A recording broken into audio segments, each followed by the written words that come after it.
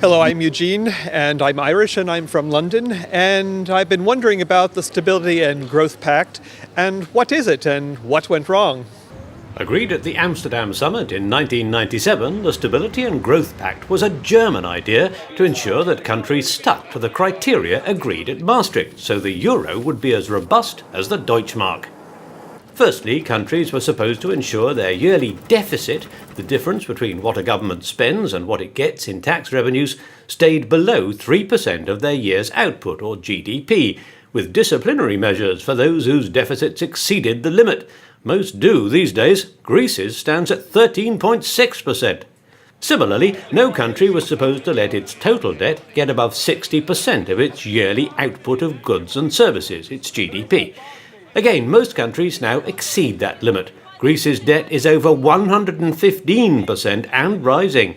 On current figures, few of the 16 countries now using the euro would even qualify to join it. The Stability and Growth Pact never quite worked as intended.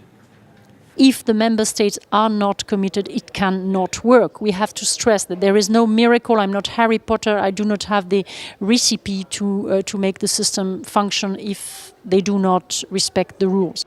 Under the pact, if a country broke the rules for 3 consecutive years, the Commission could impose a fine of up to 0.5% of GDP. The problem has always been that public finances in some countries have not been under control. Spending has been too high permanently, and these countries have not saved in the good times. When France and Germany broke the rules in 2003, though, the Council gave them time to put things right, to the fury of smaller countries who said they were treated more harshly.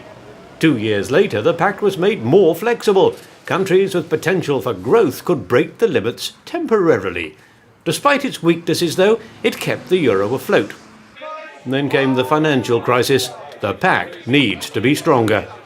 If you really believe that the Council is capable of taking the right decisions, you are not very lucid. I mean, look at the reality. The reality is that each time when we only have coordination between member states, it does not work. Now, as part of the €750 billion package to shore up the currency, there's been agreement to strengthen the pact. EU finance ministers will get to examine a country's budget before it's adopted. I think that all European leaders understand that it is their best interest to try to coordinate economic and fiscal policies, and therefore these initiatives may go through, even though there is no legally binding rule in the treaty to do that. Doubt is already being cast on how, if, that could work. And these troubled times, the job of imposing fiscal discipline is harder than ever.